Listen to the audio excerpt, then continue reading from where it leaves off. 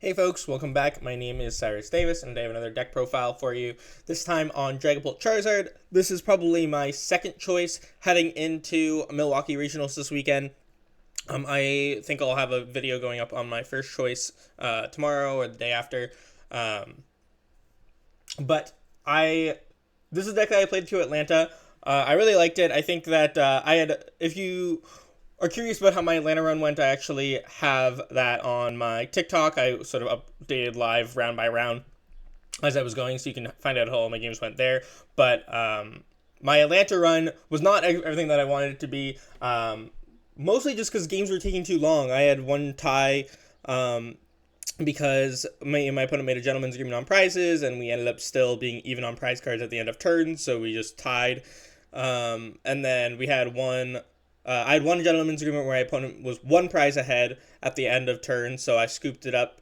And then had another natural tie before, on like round 3, when I didn't have any other ties yet, that we didn't make any sort of gentleman's agreement on. So the games were just a little bit too long. Ended up in 2 ties and a loss to games that I honestly think that I probably would have won in a full set. And then 2 of my friends who played the deck with me went 6-3 with the deck. So I think that the deck still had a lot of potential. I think it wasn't the list wasn't perfect. I think that it's been improved upon a lot since then, and I would feel pretty confident still just running it back for Milwaukee this weekend. And we'll sort of talk about why I think Dragapult Charizard is such a strong thought it was going to Atlanta, and think it's still going to Milwaukee, strong into the meta, and we'll sort of talk about that in the matchup section. But let's go into the list first and just talk about all of the sort of options that this deck has right now. So starting with the Pokemon line, we have a 4-4-2 Dragapult line. We are a Dragapult deck first and foremost, so typically we play the deck similar to any other Dragapult build. We're trying to get a lot of Drakloaks out for our draw support, and then start swinging with Phantom Dive. So the typical 4-4-2 line, we're only playing 2 Dragapult because, well, I mean, honestly, even decks that only attack with Dragapult primarily have been able to trim down to a 2-line for the most part. So especially since we have the Charizard as a fill-in attacker, we definitely don't need a third Dragapult here. And then we have a 2-1-2 Charizard line.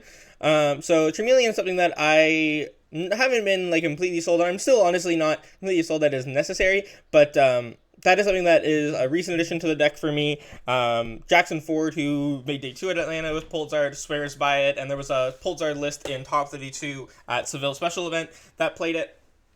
And I've been trying it more lately. I've definitely come around on it a little bit more. I'm still not completely sold that it's necessary, but it does help you make sure that you can get a Charizard set up even under item lock. A lot of the time you are content to just wait until the item lock's done and then working into your Zard. As long as you get 2 Charmanders down, it's hard for them to deal with both of them on the turn that they break item lock. But this way you don't have to worry about that as much. You could just sort of use Brock Scouting to find Charmeleon at some point, or just naturally draw the Charmeleon and then set up your Charizard while you're still under item lock. That way you don't have to worry about finding Rare Candy when the item lock ends, which obviously can be significantly easier to just evolve while the Budew wars are happening than it is to try to find the Rare Candy on that one turn. So it makes your Gardevoir matchup better for sure, being able to set up a Charizard under item lock.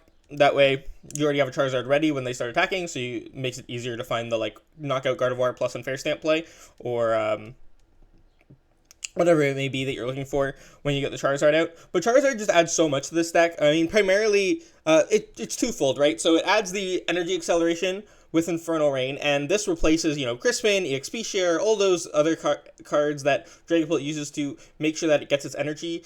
That second attachment, Sparkling Crystal in some lists, Neo Upper Energy even in the second place Seville list. Charizard just sort of fills that role. We get the Fire Energy on with our Infernal Rain, and we also get to set up a big attacker at the same time, right? So Charizard is a great late game attacker.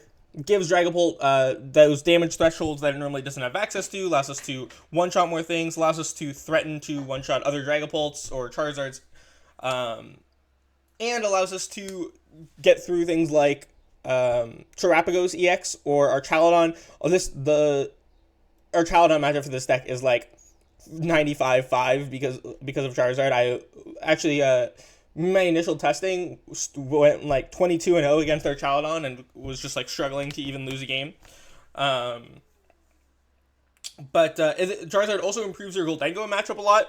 Just having an attacker in the late game that can actually one-shot the Goldengos to get around like the Munkidori Turo shenanigans.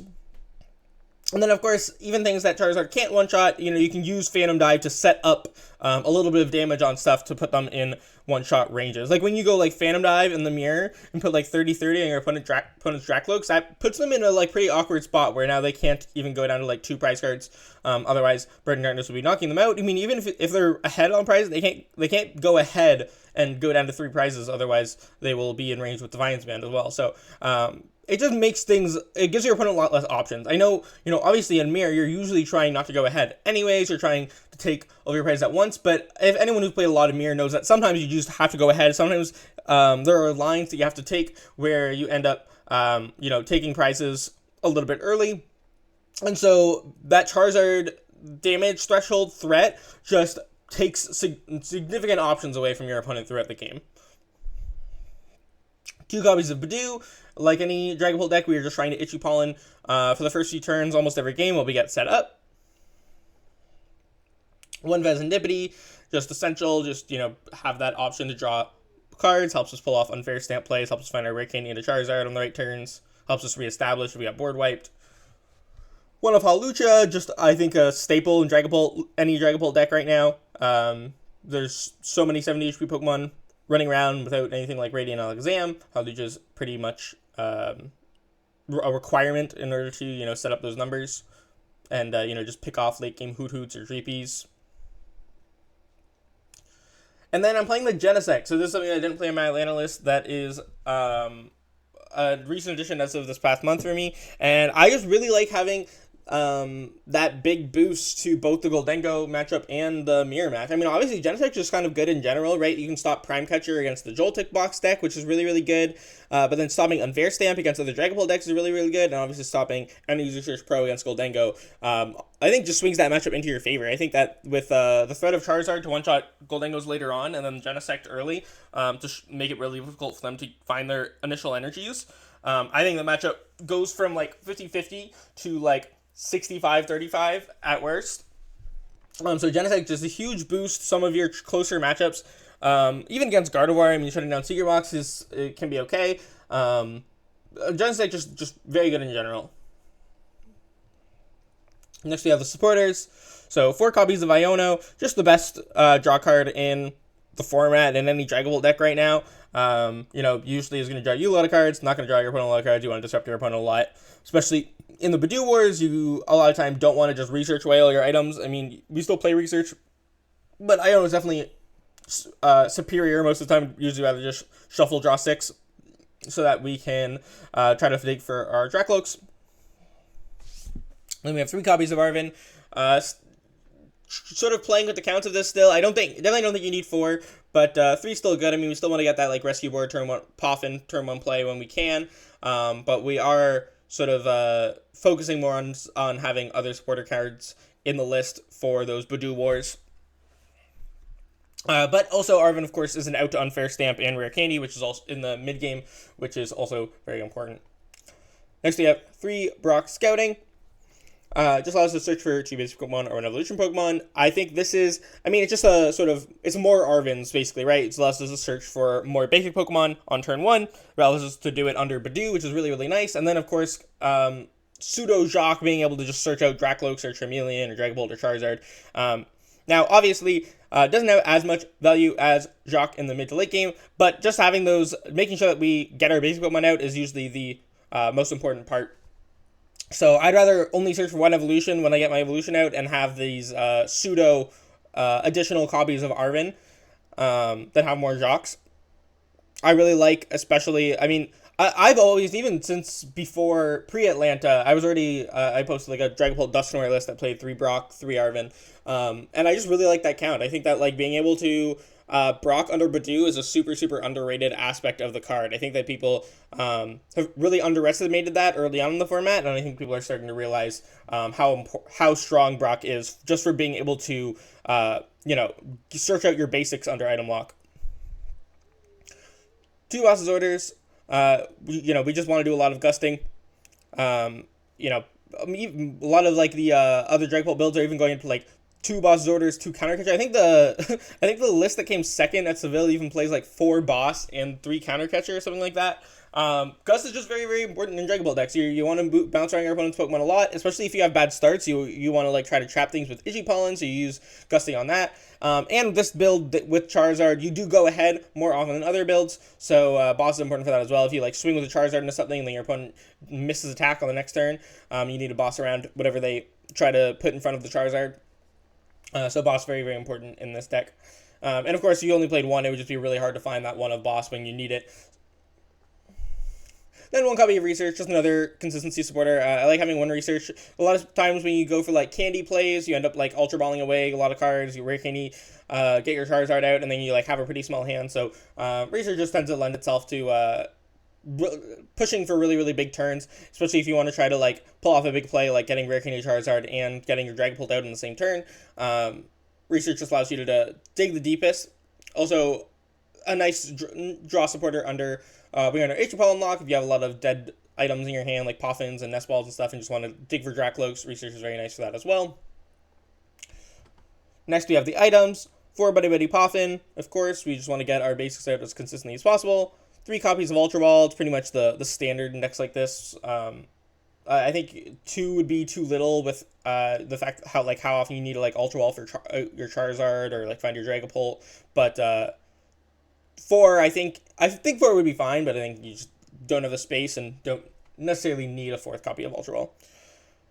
Then we have 2 copies of Rare Candy, just to get our Charizard out. We only really need to use 1 per game most games, but playing 2, just make sure it's not prized. 2 Counter Catcher. Again, we just want to have lots of Gust. Obviously, we are behind this in the early game, at least most games, especially when we're trying to go for like Budew plays. We want to like Iono Counter Catcher, trap something. Having 2 copies of Counter Catcher is very, very nice. It makes one of them sort of expendable on like a Budew trap, because you a lot of time will want to use one to sort of like actually with your Phantom Dive or with your Charizard attack. So having 2 copies is very, very nice, especially you also really don't want to prize it in the games that you need it, right?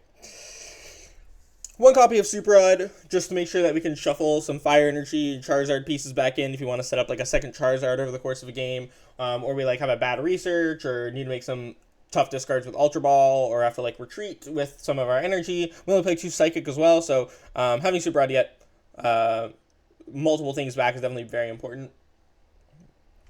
But we are also playing 1 Night Stretcher just to make sure that we have that option off of like Arven to get cards of the discard pile. If you have to like discard our Hawlucha, then want to like just Night Stretcher for Hawlucha to get our Hawlucha play off, or want a Night Stretcher for our Charizard, then Rare Candy right into it from hand. Just makes us need a little bit less than if we had used the Super Rod. Also just nice to get like Budew back really quickly early game, or get an energy attachment for a retreat early game. So yeah, Night Stretcher of course just offers a little bit more versatility. 1 copy of Nest Ball, partially just to have like a Arven searchable way to just like get Fezandipiti out really easily, or Blood Moon, but also just like another basic Pokemon search for early game, kind of like a 5th Poffin most of the time. Then we have 1 of Energy Search. So Energy Search is very, very good in this deck because you're pretty much always just using Infernal Rain to search out all your Fire Energy. So Energy Search is basically just get your Psychic Energy card. It's really like what it's here for is just that you have an Arven searchable way to search out your Psychic Energy, because that is the tough one to find in this deck. And then, of course, Unfair Stamp is our A-Spec here. We are pretty much always wanting to Unfair Stamp and then either Phantom Dive or Burning Darkness early on, and then, hopefully our opponent misses an attack from there. Just want to put as much pressure on our opponent as possible. Typical Dragapult strats where we just go Pollen, and then our opponent knocks out the Budew and we go, okay, Unfair Stamp, big attack, and let's see what you can do about it. 1 copy of Artazon, just another Pokemon search card, while also having a Stadium Bump, which I think is important. There's a lot of good stadiums around. 1 of Rescue Board, of course, so that we have that Arven searchable retreat. 1 Bravery Charm for a Budew Wars. Also partially just to have another tool for Genesect. I honestly probably would just not play a 3rd tool. in this deck if it weren't for the fact that we have Genesect in it.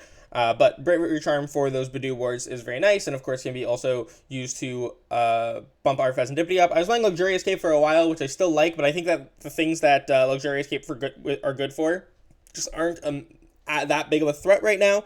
They help against like Terror Box and Raging Bolt, which I think are good matchups anyways, with or without Luxurious Cape. And I don't like the idea of putting a Luxurious Cape on my Genesect. Sometimes that can be good, but a lot of time I don't want to turn my Genesect into a 2-pricer, to 210 HP 2-pricer, right? Like that is just kind of a liability. So that is primarily why I've switched over to the Bravery Charm. And then, of course, Defiance Band, just very good in any Charizard deck. It also definitely comes in clutch with boosting your Phantom Dive up to 230 in a lot of situations, especially against things like Iron Hands EX, or like a Mew EX with a Bravery Charm.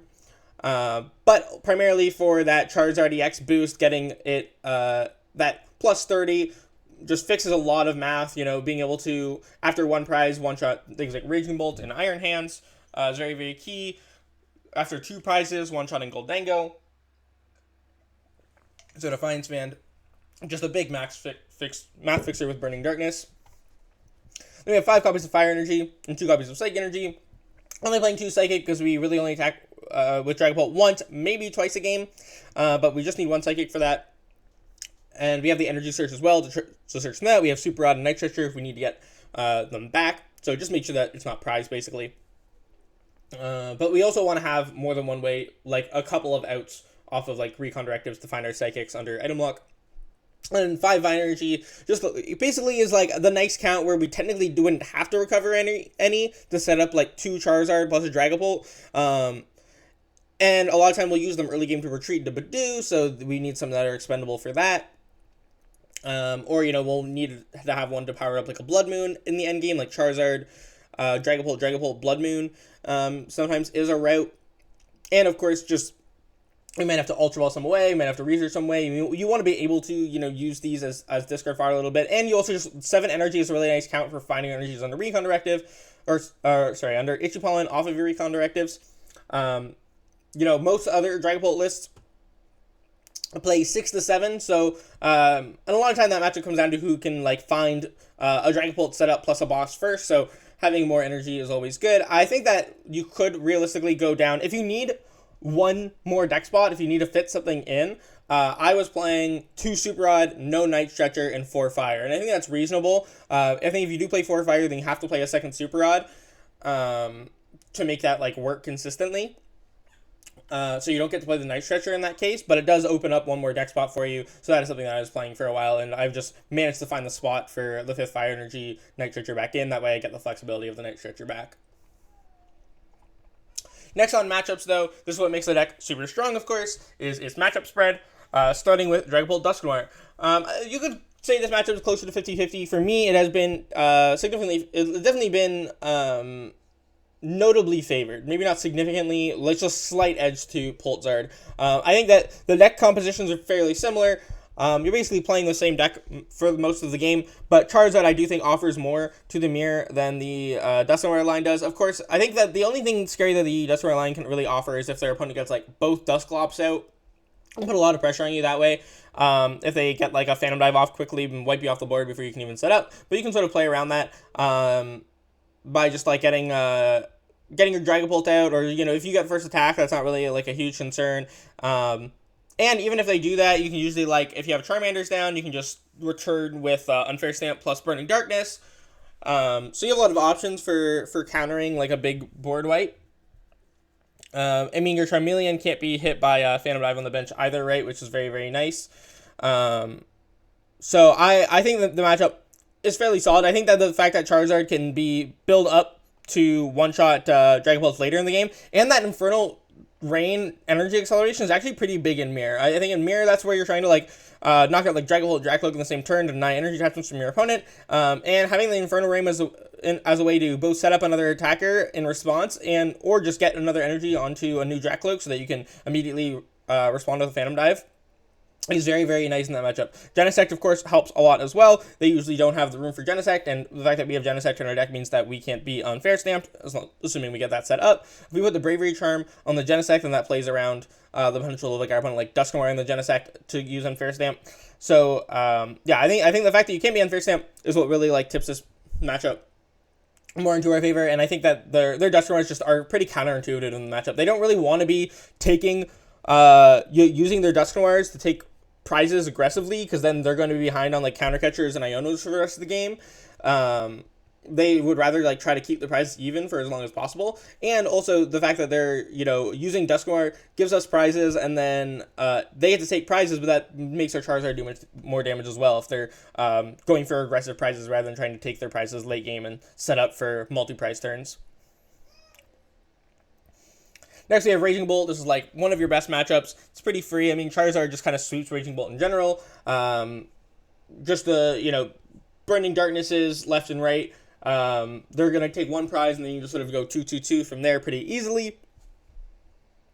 Honestly, the matchup's kind of just as simple as that. Of course, you can struggle if they like take their first prize with a single prizer, and you're not able to find the Rare Candy Charizard counter catcher in response. But you have but Itchy Pollen to really, really reduce the odds of that. That obviously a lot of times they'll just like have bad starts into Itchy Pollen in general early game, and then Unfair Stamp and Ionos are going to go a long way in the mid to late game as well, even if they do manage to take a decent prize lead.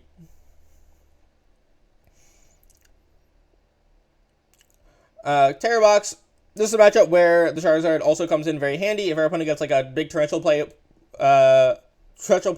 play off early and tries to board wipe us, as long as we have like a Charizard or a Charmander in play, we can respond to this pretty easily. Of course, we can also just like Itchy Pollen and Noctowl and Unfair Stamp them and hope that sticks, but being able to just go like Burning Darkness onto the Wellspring and Unfair Stamp them usually puts us into the gives us the prize lead from that point. Just being able to have that immediate attack response to Wellspring, and having an attacker that isn't weak to Clefairy. Of course, it is weak to Teal Mask, but it's hard for them to set up a Teal Mask in one turn. And you can sort of like play to the outs of like, okay, is it more likely that they attack with Clefairy or that they can set up a Clefairy or a Teal Mask here, and sort of choose whether you want to attack with Dragapult or Charizard based on that. Of course, the Genesect, if it comes down, can also prevent them from putting Stellar Crystal from their hand. If they already have it in play, it still works, but they can't play it from their hand if they haven't put it down yet once the Genesect is down. So Genesect can add a lot to this matchup as well. But yeah, Charizard definitely, I think this matchup is already like fine for Dragapult, but Charizard just makes it even better, having a way to curb their aggression with just an immediate attack response, sometimes removing their only Terror from the board, or removing their Fezandipiti from the board immediately in combination with your Unfair Stamp. Next, we have Goldango. So, of course, we just want to get Genesect set up quickly, and then we're using... realistically, what you want to usually do here is, if after they take the first prize, is go like Rare Candy into Charizard with a Defiance Band and hit them for 240, and that way they can't use Adrenabrain to get out of range of getting knocked out by Phantom Dive on the bench. So you use Inferno Rain, put 2 energy on the Charizard, 1 energy on a Dragapult, Defiance Band on Charizard, hit for 240, and then if they Adrenabrain, they'll still be at 210. So you can go for like a double knockout on Munkidori, Goldango on your next turn with Phantom Dive. And so that's sort of the play that you want to make there. Denying the energy, you definitely always want to have the Genesect set up by the time before you start attacking to shut off the Energy Search Pro. And then, of course, late game, you're able to just, like, one-shot their Goldangos with your Charizard. It's really, really nice. Artazon, like I was saying earlier, just very, very favored. I mean, the Charizard is pretty quickly, like, as of 3 prizes, you're usually going to be one-shotting Artazon with, like, Defiance Band at least. And you can use Phantom Dive to put 60 damage on, usually you want to Phantom Dive into single prizers. And then you put like your 60 on a bench Duraludon or a Charizard that your opponent's going to attack with. That way it's either in like softer ranges for Charizard to knock out, or like for late game Blood Moon knockout. So the fact that you can just like Phantom Dive to, even when you're not one-shotting our Charizard, you can use Phantom Dive to set up so that you will be knocking out with your upcoming attack. So the 300 HP feels honestly pretty squishy in the face of Charizard EX. And then, of course, all of the disruption comes down, and they play, like, multiple 2-prizers and, like, the poison build, so you can sort of just, like, chase the 2-prizer with Charizard at that point. And obviously, they're not one-shotting Charizards unless you're putting damage on their Charizard, which you can just not do. So, this matchup, very, very free. Next we have EVs. This is another matchup where having the ability to just like you usually have more attackers, right? So like as Dragapult Dusknoir, like they can just sort of like sweep both of your Dragapults with energy back into the deck, but they can't do that against Charizard because then you can just use Inferno Rain. You can attack with Charizard, set up an attacker that way, or you can you can get your energy back with the Inferno Rain. So the fact that being able to like have Drakloaks with energy on them and then also have Charmanders on the bench means that Angelite is a much weaker play into you than for other than against other Dragapult builds. And then of course Charizard being able to one-shot the Flareon and the Sylveon in the mid to late game also is very big. It's pretty difficult for EVs to deal with like Charizards in general, to be honest. Next, we have the Terapagos Bouffalance deck. So, typically we're using Dragapult a lot more in this matchup, but Charizard is also, like, pretty essential here, since they do play Clefairy. We're usually using our Dragapults to, like, take some, knockouts on Hoots on the bench, or set up their Terapagoses to be in Charizard range, because obviously, like, with Bravery Charms and Bouffalance, Charizard can still struggle to one-shot them, but we're just using Charizard to sort of finish stuff off, and they don't really have good ways to ever one-shot a Charizard, so our Charizards are pretty much always able to, last 2 attacks, and so in combination with, like, Ionos and Unfair Stamps, they just make it really difficult for our opponent to actually keep up with the prize trade when we're seeing with Charizards. Even matchups, we have Gardevoir. So Gardevoir is still, it's still Gardevoir. It's maybe even slightly favored with the Charmeleon now. But generally speaking, just like they still have, they can still one-shot Charizard with Drifloon. They still have, the Clefairy to one-shot our Dragapults. Once they get set up, they're still a very scary deck. But the Charizard does make it where other Dragapult lists, I think, are unfavored. I think Dragapult Dusknoir and the Dragapult Monkey deck are both significantly unfavored into Gardevoir. I think that Charizard makes it at least 50-50, maybe slightly favorable. Just being able to have that way to one-shot Gardevoir is very nice, especially if they end up going ahead with like a knockout on your Dragapult. You can just go like Counter Catcher, Gardevoir, Unfair Stamp. But even if they're not ahead, even if it's just like Boss, Gardevoir, Unfair Stamp, swing with Charizard, that's still like a really strong play. It's obviously their deck is not as good at setting up a follow-up Gardevoir as it once was. A lot of time they will need to hit the Rare Candy, or even if they already have a Curly down, they're already going down 1 Gardevoir, they only play 2. It's just not that easy for them to set up a follow-up attacker at that point. And then if they do this, they need to not only set up a follow-up attacker, but they need to set up a Drifloon knockout, which getting a Drifloon knockout on a Charizard is also much more difficult for them than it once was. And of course, still have Phantom Dive options for taking like 3 prize turns in the late game if they do try to attack you with Drifloon. So there's that as well, or just like 2 prize turns with like Phantom Dive on Munkidori Drifloon. So yeah, I think this matchup definitely completely fine. If they don't respond to your Charizard immediately, I think that you're usually in a very good position. Next we have Joltik Box. So Charizard does add something to this matchup as well, being able to one-shot Iron Hands with Charizard with Defiance Band really quickly, whereas other Dragapult decks don't necessarily have good options for that. Of course, they can have the Bravery Charm on their Iron Hands, which presents another problem where you then cannot one-shot the Iron Hands. But the Charizard still offers like a good option there. I mean, we can still go after, just like at least take a response at all by like knocking out Fezandipiti or Miraidon or Mew-EX with our Charizard, and without having to put like a Clefairy in the active. Of course, they do have good options for knocking out Charizard as well, which makes it less safe than some of our other matchups, like Terapagos Boost, where it can just never be knocked out in one shot. But they do have good Vantula and Iron Leaves sometimes. You also have the Genesect, so you want to play the Genesect in like the mid to late game to shut off their Prime Catcher, so that's also like a very nice option as well. The fact that they Prime Catcher is not usually going to be an out for them to take their last 2 prize cards, because a lot of time that's what they're trying to do, right? They're trying to just like amp boss amp, or Prime Catcher amp. So being able to shut off the Prime Catcher for that those last 2 prize cards means their Arvens are no longer outs to game off of like a Iono to 1 or 2. So that's really good for you as well. The Gen deck definitely helps significantly in this matchup. You're also like better than other Dragapult builds at just sort of like setting up a board where you don't have anti very much targets in the late game. And then of course they don't have anything that they can one shot with Topaz Bolt, except if you put like a Fezandipiti down or something like that. And then you can also like Bravery Charm your Blood Moon to put that out of Topaz Bolt range if you have to go for like a Blood Moon angle late game. But their deck is still, you know, it's still very good. They have options to one-shot Charizard, they have the options to one-shot Dragapult, and they do just, like, set up very much with Bravery Charm really quickly, and then you can just, like, take a 4-prize lead. You're still at the mercy of, like, what they draw off of your hand disruption a lot of the time. And then we have the Dragapult Munkidori deck with no Dusknoir. I think this matchup definitely closer to even. I think that the fact, like, the Munkidori and Genesect package that they typically run does a lot more for the matchup than the Dusknoir does. Munkidori is still, like, an annoying thing to deal with in Dragapult Mirror. They're able to play around Charizard a lot better thanks to the help of Munkidori, allowing them to keep their board healthy and set up late game big sweeps on their side. And then, of course, they have Genesect to play around your Unfair Stamp, which helps them a lot as well. We both have the Genesect play, so we don't have sort of that advantage that we have over the Dusknoir build typically. Then, lastly, our only unfavorable matchup is Blissey. There might be some decks that are, you know, less popular that didn't make the cut for the matchup chart that are unfavorable. I can't think of ones off the top of my head, but at least our only unfavorable matchup as far as these, like, most popular decks go is the Blissey Munkidori deck.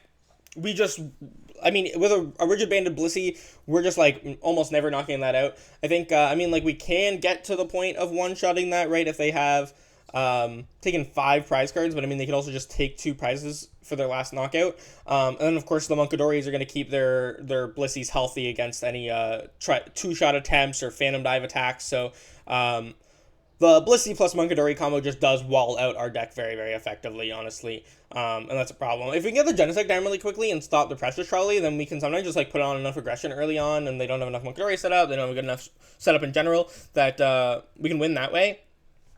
But definitely like, a very bad matchup. It's just really difficult for us to actually kill things. I mean, we can get through maybe 1 Blissey, maybe 2 if we're lucky, but I mean, getting through 3 Blisseys, like, that's just always going to be super, super difficult. That's all I have for you today, though. Like I said, this is probably my second choice going to Milwaukee this weekend. I mean, if you asked me a couple days ago, it's probably, if you asked me a week ago, it still would have been my second choice. If you asked me, like, a couple days ago, it probably would have been my top choice. Now, it's back to being my second choice. I think, I really like this deck, and, honestly, the only thing that makes me nervous to run it is just my tie problem from Atlanta. And it's definitely, can be, a little bit less consistent than something like, Dragapult Goldengo or the Dragapult without Dusknoir, but I think it's about as consistent as Dragapult Dusknoir. You really don't play that many, the amount of space that the Charizard package takes up is about the same as the amount of space the Dusknoir package takes up. We play a lot of consistency cards. We don't play many text. We have, like, the Charizard line plus the Genesect, and outside of that, we're not a very techie list. So I think the deck is definitely consistent enough to keep up. I mean, I think these favorable matchups are favorable, even with consistency in mind. And I think this is, like, it's an undeniably good matchup spread, right? But yeah, like I said, the only thing that really concerns me is trying to finish 3 games, because I think that sometimes, I mean, if you do have a brick, it's hard to scoop with this deck, in my opinion. I think that the thing is that, like, if you're playing a best of 3, it's hard to, like, give up. The deck is so good at taking, like, making, like, tremendous comebacks that if you're even a little bit in the game, it's hard to, like, feel okay to just concede and go to the next one. Usually, you almost always have, like, outs to get back into the game somehow. And that can make games take a long time. I mean, it's still a Dragapult deck. If you play Dragapult Mirrors, those take a lot of time as well. So it can just be tough to finish 3 games sometimes. And that is definitely a concern. But it's definitely still one of my top choices. Honestly, if I didn't, I would feel very confident playing this deck. It's not that I don't even, same with the Joltik Box deck that I made a profile on earlier this week. I think, I don't know, I'm trying to get 4 videos out this week. One with all 4 of the decks. Sorry, I did a Gardevoir one already, so 3 videos out this week with all the decks that I'm considering for Milwaukee, which would be Gardevoir, Joltik Box, this deck, and then one more that is coming out soon. And I think that I would be more than happy to play any of those decks. It's just that the one that I'm going to make a video on is the one that I think is the best.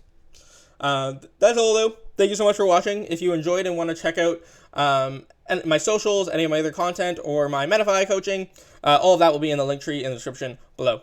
Have a great day.